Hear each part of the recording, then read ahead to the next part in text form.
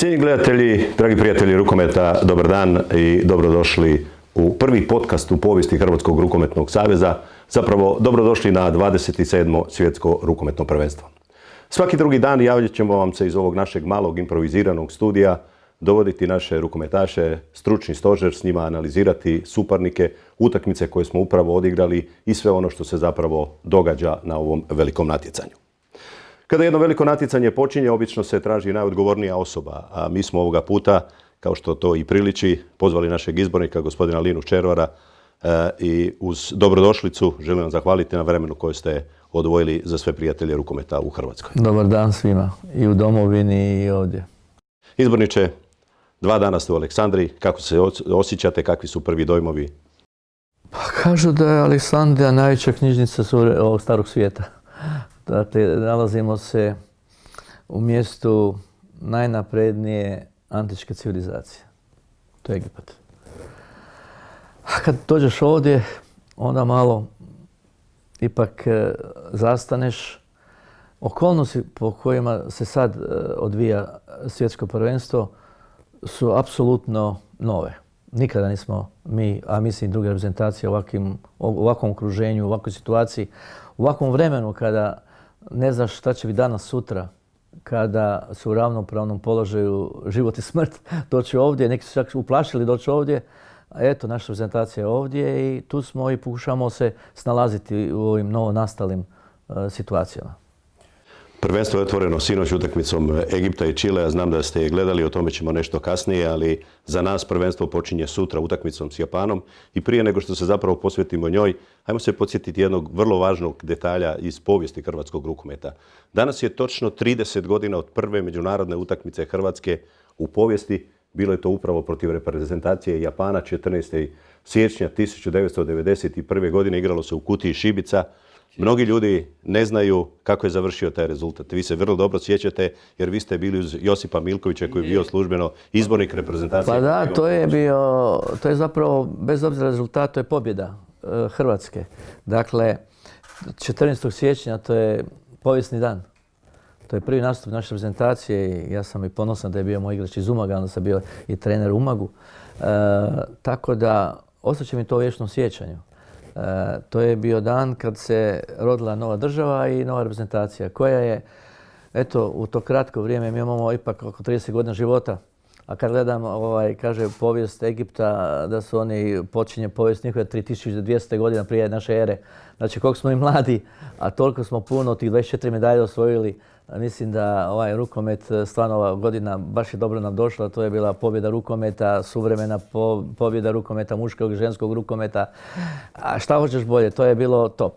Tako da zaista ste dobro, vi prvi to podsjetili, to je stvarno bio veliki dan. Ne samo sporta i svega. Od te utakmice prošlo je još jako puno godina prije nego što ste postali izbornik hrvatske reprezentacije. Mnogi ljudi ne znaju isto tako da je vama ovo 7. svjetsko prvenstvo, 6. koje vodite sa Hrvatskom, ali ste bili 97. u Japanu, također u Kumamotu, kao izbornik Italije. Tako je. A 7 je, kažu u numerolozi, sretan broj. Pa je, ali ovo je jedna posebna situacija, kažem. Ovo niko nije predvidio. To je jedino prvenstvo gdje ne može sa sigurnošću niko ništa reći. Vidjet ćemo kako se ko snalazi. I tu je zapravo bitni mnogo čimbenici su tu važni. Tu je važna i mentalna snaga, mentalna jakost, kvaliteta, priprema dobra, puno toga, adaptacija. Tako da ovo će biti zaista jedno prvenstvo vrlo interesantno i za mene novost jedna nikada. Znači, život stalno evoluira i na ovaj način. Dobro, u kakvom je stanju reprezentacija, kakvi smo zapravo? Teško je to pitanje, zaista, jer imamo i dobrih stvari i imamo i problema. Problema, znate da imamo nekoliko naših vrlo bitnih igrača kao što je Karačić, kao što je Cindrić, kao što je Šego. Oni su još i osjećate povrede, neki neće i nastupiti sutra. Imamo s druge strane jedno malo ohrabrenje da se sve više nadiru mladi igrači. Imamo tu Martinovića, imamo Šipića, imamo Halila, imamo maloga isto vanjskog igrača, dakle, koji bi mogli možda ovo prvenstvo biti isto bitni subjekti. Dakle, imamo jedan spoj, jednu kemiju između mlađih i starijih igrača. Imamo igrača koji su puno osvojili ili oni koji su gladni još uvijek tih pobjeda. Ali mislim da situacija što se tiče reprezentacije je dobra, da je homogenizirana, da smo gladni uspjeha, da smo ostali ponizni, da smo skromni, da ne lebdimo. Znamo što nas očekuje, velika iskušenja ovdje. Tako da, kažem, ja uvijek gledam malo sa pozitivne strane. Znači, vrlo je bitno ova prva utakmica da startamo dobro, onda samo po sebi stvar se odvija, a naravno morat ćemo u hodu rješavati probleme, ozdraviti igrače, imamo mogućnost 5 promjena, tako da predstoji nam puno iskušenja, ali puno rješenja.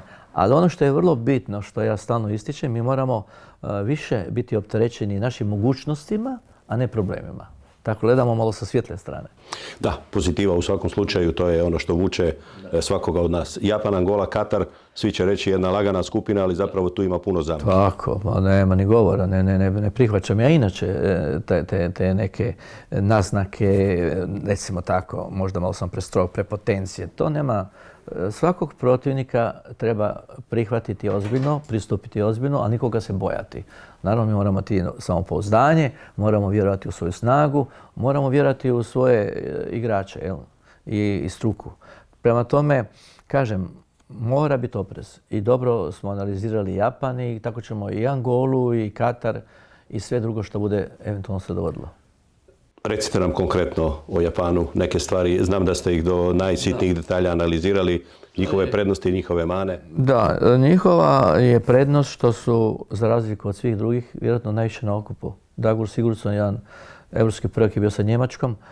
To je znači jedan dobar trener islandski koji vidim da ekipu stalno podiže. Od zadnjeg prvenstva da sam ih gledao i sada su napredovali. Dakle, imaju više okupljanja, spremaju se ove godine ova olimpijska godina gdje oni su domaćini i sigurno će pružiti više. Njihova, naravno, kvaliteta je ta tranzicija, to trčanje, pokretljivost, iznimna fanatičnost. To je stara kvaliteta njihova, poznata već. Možda u određenom trenutku može tu nedostajati eventualno malo iskustva, jer ipak nemaju ni toliko utakmica koliko neke možda evropske reprezentacije, toliko natjecanja. Ali u svakom slučaju to je jedna reprezentacija koju treba ozbiljno shvatiti. Igraju obranu 5-1, nešto slično našoj. Mogu igrati i plitku obranu 6-0. U toj obrani 5-1 imaju dubinu, imaju izraženu anticipaciju. Igrači dobro čitaju i jako su brzi, reaktivni su. I kažem, svaka naša pogreška, tehnička pogreška, bit će kažnjena. Tako da moramo mi kontrolirati igru. U svakom slučaju mi ne smemo prepustiti da oni vode igru, da nametnu oni nama ritam. Znači promjenom ritma mi moramo kažnjavati, ne oni nas. Dakle, bit će isto važna tranzicija prema nazad, kao i prema napred naravno. Dakle, mi da bi njih spriječili imaju dobre prolaz igrače koji su agilni, mogu u prostoru vrlo brzo napadati, morat ćemo biti gusti u sredini poglavito. Dakle, obrana, ono što uvijek insistiram, bit ćemo toliko jake koliko nam bude jaka obrana.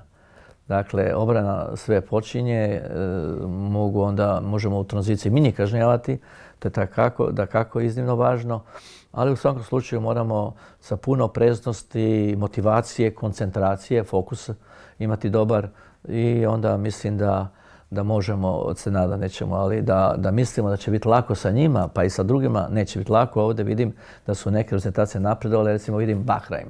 Bahrein, pazite, on tuče za olimpijadu Katar u Kataru. To ne može ekipa koja nije, ja sam baš tražio tu utakmicu da vidim kako napadaju, kako igraju. Oni su napredovali. Svi danas treniraju, svi vježbaju. Rukomet je uzeo maha, 208 ima saveza u svijetu. To je nešto jako puno. Nismo imali niko nogometa, ali ima puno saveza, isto skoro. Prema tome, kažemo, trebamo svakog protivnika ozbiljno čekati. Apsolutno. Ono što će igrati strahovito bitnu ulogu u cijelom ovom natjecanju je COVID.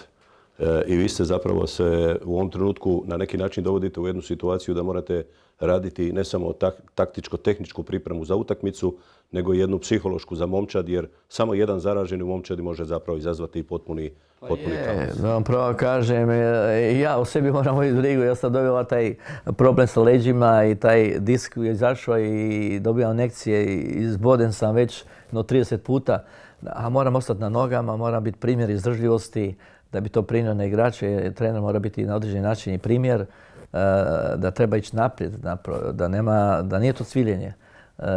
Znači treba se boriti i prihvatiti izazov bilo koje vrste, tako i ovaj.